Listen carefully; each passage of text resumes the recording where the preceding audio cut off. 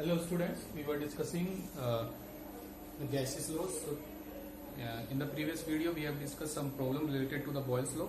So today we are going to continue the topic and the next topic or the next law is Charles law. This is second one, Charles law, or we can say it is also called it is also called temperature and volume relationship.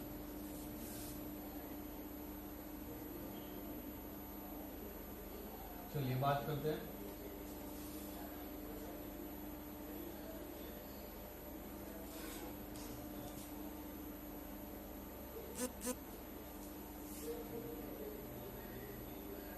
Charles, scientist named Charles, discovered that if we increase the temperature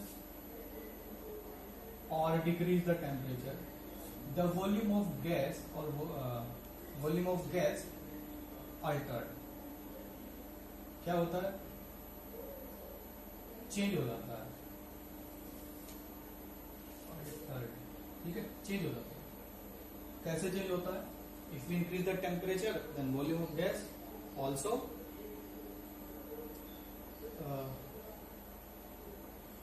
volume of gas also increased, and if we decrease the temperature, then the volume of gas decreased. But he gave a relationship that if or we can say for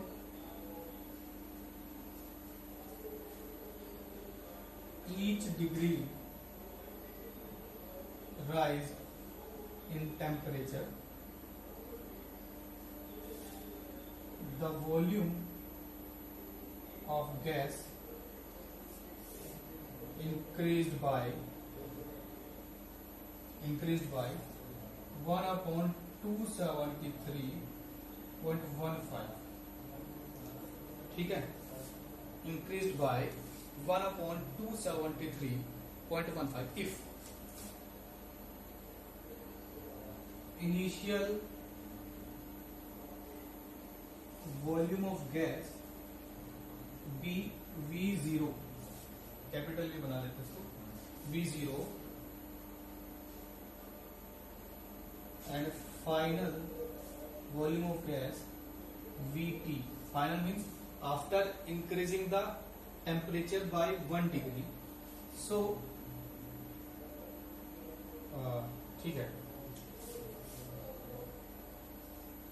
temperature 0 degree to 1 degree हमने कर लिया. ठीक है, so we final यानी कि we जो final आया वो इनिशियल में क्या हुआ, इनिशियल का 1/273.5 मल्टीपल ऐड होकर के उसमें आ गया, यानी कि इनिशियल का इतने गुना हर बार बढ़ जाएगा हर एक डिग्री बढ़ाने के लिए. ठीक है, इसको और ज्यादा कर लेते हैं. VT equals to V0 1 plus 273.15 VT equals to V0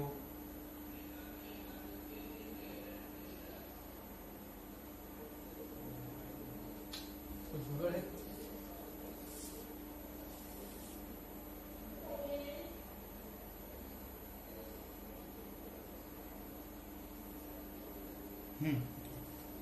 final volume ये रहा. ठीक है, इसको जरा 2T डिग्री सेल्सियस कर लो इसको, तो T यहाँ आ जाएगा. ठीक है ना, तो 273.15 प्लस T अपॉन 273.15. ठीक है, तो ये एक रिलेशन आया. एक बार फिर से समझ लेते हैं दोबारा. ठीक है, चार्ल्स लॉ क्या है? चार्ल्स लॉ है टेम्परेचर वॉल्यूम के बिटवीन रिलेशनशिप है. It is considered at constant pressure. ठीक है, at constant pressure it is considered. If the temperature of gas is increased, then the volume of gas will be increased. If the temperature decreased, then the volume of gas also decreased.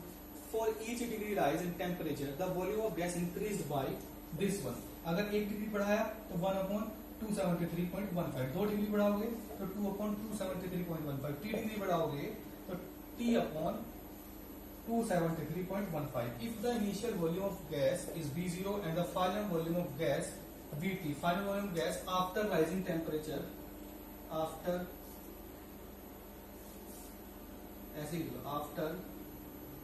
rising temperature at T degree Celsius, ठीक है, T degree Celsius तक हमने पढ़ा है, तो volume what VT, तो 0 to T degree Celsius we have increase the temperature.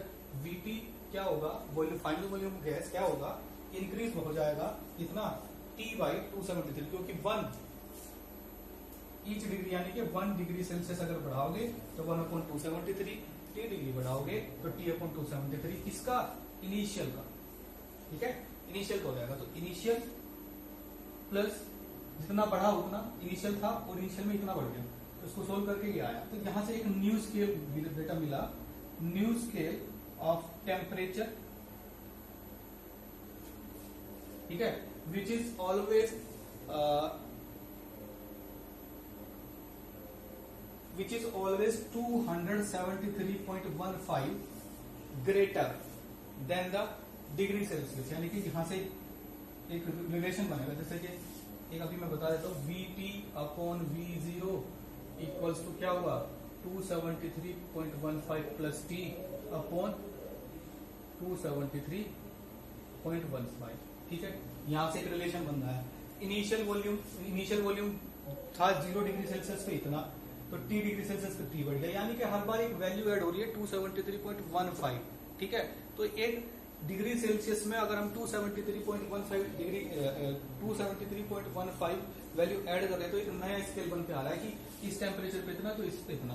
तो ये वॉल्यूम ये वैल्यू जो थी, ये नया स्केल आया, this was the new scale of temperature called kelvin scale और एब्सोल्यूट स्केल, ठीक है। और ये याद रखना है, डिग्री सेल्सियस में डिग्री लगता है, बट डिग्री का साइन केल्विन में नहीं लगता, ठीक है। And we know that 0 degree Celsius equals to 273.15 kelvin.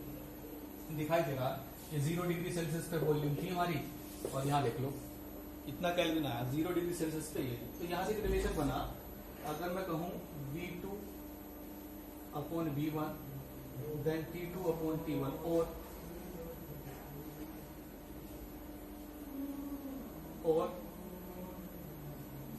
V1/V2 equals to T1/T2, ये मेरे पास एक रिलेशन आ गया। या फिर मैं इसको बोल सकता हूं V is directly proportional to T, ये मेरा रिलेशन यहां से आ रहा है, V is directly proportional to T, ये मेरा रिलेशन आ रहा है, ठीक है। तो this is called Charles law, और ये कहां पर है, एट कांस्टेंट प्रेशर के ऊपर ये बात चल रही है, ठीक है। चलिए, you can take the screenshot of this and we will continue the topic. फटाफट से स्क्रीनशॉट ले लो, 5 4 3 2 1, ओके, वेरी गुड। चलिए, तो मेरा रिलेशन निकल के आ गया हमारा कि चार्ल्स लॉ में ये रिलेशन लगेगा। बात करते, यही हमने लिखा भी था वहां इंट्रोडक्शन में, जब एक पूरा लिस्ट बना था, बॉयल्स लॉ, चार्ल्स लॉ, गैल्वैक लॉ, एवोगैड्रो लॉ, ठीक है। वहां चलिए, ये तो था पूरा पोस्टुलेट, ड्राइव कैसे हुआ। अब रिलेशन भी हमने लिख लिया, क्या क्या हम इसमें करते हैं, ये ध्यान है आपके। पोस्टुलेट लिखते हैं, इसके बाद हम रिलेशन लिखते हैं इसका, ठीक है। फिर एक और रिलेशन लिखते हैं, रिलेशन विद डेंसिटी भी बनाते हैं हम इसका, D। उसके बाद ग्राफ, और कौन से ग्राफ, ऑल पॉसिबल ग्राफ हमको बनाने हैं। फिर हमको रिलेशन बिटवीन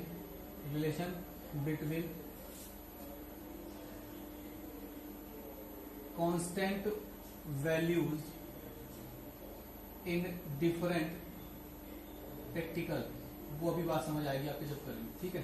ये चीजें हमको लिखनी होती है, ये हमेशा याद रखनी चाहिए। चार्ल्स लॉ चल रहा है, और चार्ल्स लॉ के बारे में हमने पढ़ लिया है, हमारा रिलेशन आ चुका है।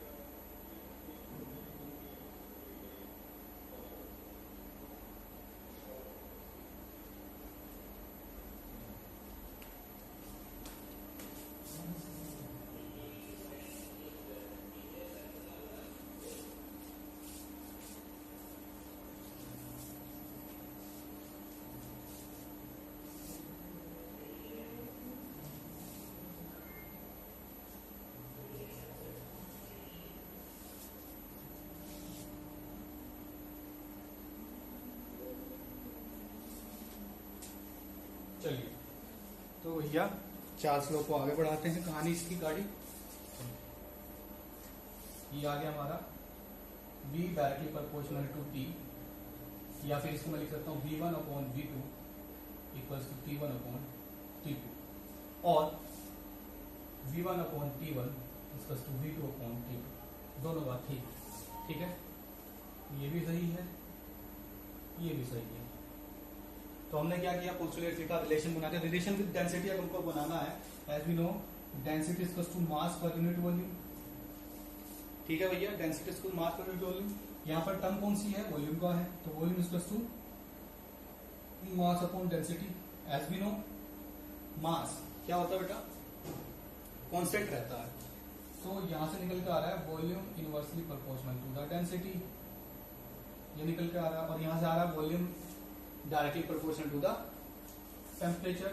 तो फर्स्ट एंड सेकंड क्या लिखोगे, from first and second temperature directly proportional to the density. ठीक है, तो यहां से हम इसको चेंज भी कर सकते हैं। देखो अगर मैं लिखूं वॉल्यूम और डेंसिटी के रेस्पेक्ट में, ये सेकंड था, ये सेकंड, फर्स्ट सेकंड, या थर्ड। तो अगर मैं सेकंड के अकॉर्डिंग लिखूं तो v inversely proportional to d है ना, तो v1 upon v2 equals to d2 upon d1 बनेगा।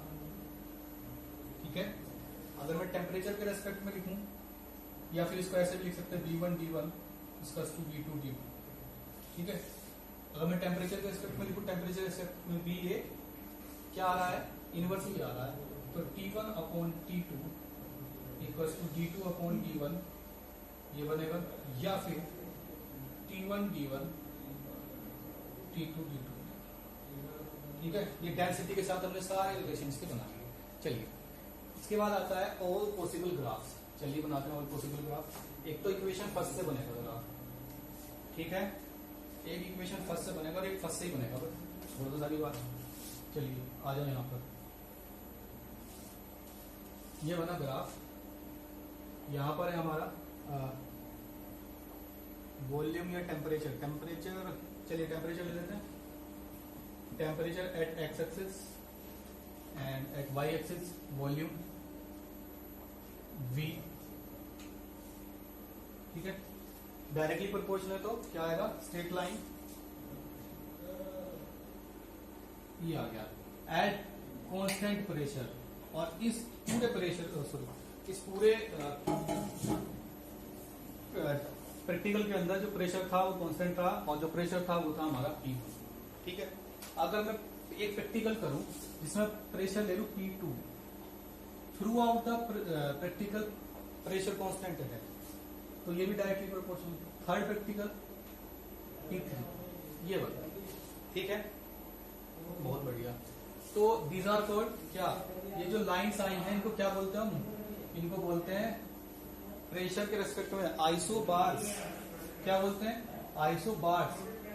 बॉयल्स लॉ में आया था हमारा आइसोथर्म्स, उसको लिख लेना अगर नहीं लिखा होगा तो, आइसोथर्म्स। ठीक है, तो आइसोबार आया।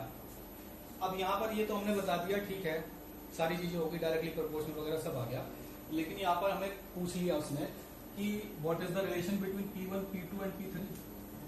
इनके बिटवीन रिलेशन क्या होगा, कैसे बता पाओगे, कैसे बताना क्या है, एक बार बताओ। According to the law constant क्या चीज है मेरा, कांस्टेंट है प्रेशर। ठीक है, और according to the graph constant क्या है, theta. According to the graph constant क्या है, थीटा है ना। क्या था ये, यहां से क्यों लिया, if I have v0 vt v0 plus 273.15 plus t upon 273.15, ये रिलेशन था। ठीक है, यानी कि अगर मैं t इक्वल्स टू 0 लेता हूं तो केल्विन स्केल, मेरा ये स्केल केल्विन है, तो केल्विन आएगा 273.15, यानी कि केल्विन इज क्या है, केल्विन ज्यादा है, कितना ज्यादा है सेल्सियस से। अगर ये सेल्सियस है, सेल्सियस 0 सॉरी अगर डिग्री सेल्सियस 0 है तो इससे केल्विन जो है 273.15 ज्यादा है इससे सेल्सियस से। अगर केल्विन 0 हो जाए तो ये सेल्सियस से ज्यादा है तो सेल्सियस माइनस में जाएगा 273.15, यानी कि पॉसिबल मिनिमम टेम्परेचर अगर कोई है तो वो है एब्सोल्यूट टेम्परेचर केस को 0, दैट इज -273.15 डिग्री सेल्सियस। ठीक है, इसी को आप एब्सोल्यूट टेम्परेचर बोलते हैं, एब्सोल्यूट टेम्परेचर इसको बोला जाता है। ठीक है, चलिए बात करते हैं अभी तो इसलिए यहां से हमने स्टार्ट किया इसको बिल्कुल कम से। चलिए बात कर लेते हैं कि ये रिलेशन कैसे बनेगा प्रेशर का। As you know PV equals to NRT, यहां से आप एक रिलेशन निकालेंगे, प्रेशर और वॉल्यूम के बिटवीन निकाल लेते हैं। ठीक है, या फिर प्रेशर और बाकी चीजों के बिटवीन निकाल लेते हैं, पीवी इक्वल्स टू एनआरटी। चलो कांस्टेंट और प्रेशर के बिटवीन निकालते। कांस्टेंट क्या हमारा यहां पर प्रेशर तो कांस्टेंट है, volume equals to N R upon P और टी, ये तो हमारा रिलेशन आ जाएगा बॉयल्स लॉ का। ठीक है ना, अगर बाकी सारी चीजें कांस्टेंट हो जाए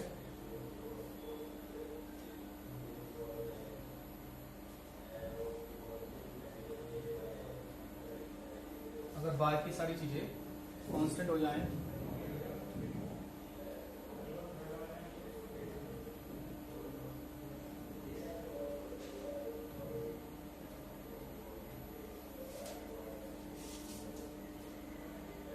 V और T के बिटवीन क्या रिलेशन निकला हमारा, V और T, V1 अपॉन T1, ये हमारा कांस्टेंट है, ये तो कांस्टेंट है इस लॉ के लिए, तो V upon T equals to NR upon P, ये तो कांस्टेंट है ही, और इसके साथ साथ मैं NR भी यही लगा देता हूं तो ये पूरा ही कांस्टेंट हो गया।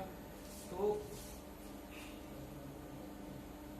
V अपॉन T, तो P तो डायरेक्ट P तो इनवर्स में जाएगा ना, इसके P इनवर्स में जाएगा तो 1 अपॉन P आएगा, या फिर P equals to T N R upon V आएगा, तो यानी कि ये इनवर्स आ गया। तो P अगर मैं इसको बोलूं 1 अपॉन K आएगा उल्टा। ठीक है, तो जिसका कांस्टेंट ज्यादा उसका प्रेशर कम, और जिसका प्रेशर ज्यादा उसका कांस्टेंट कम। अब कांस्टेंट हमारे पास क्या है यहाँ पे tan थीटा या थीटा बोल सकते हो, जिसका θ1, θ2 और θ3 की बात चल रही है। अब अगर मैं रिलेशन निकालू θ1 greater than θ2 and greater than θ3, तो यहाँ जो कांस्टेंट होगा वो इनवर्सली आएगा किसके, प्रेशर के, तो ये उल्टा हो जाएगा। तो इस तरीके से हम यहाँ से इसका रिलेशन निकाल सकते हैं। चलिए, तो आज के लिए इतना ही, बाकी डिस्कस करते हैं नेक्स्ट वीडियो में कल। चलिए, that's all for today and thanks for watching the video and hit like if you like the video.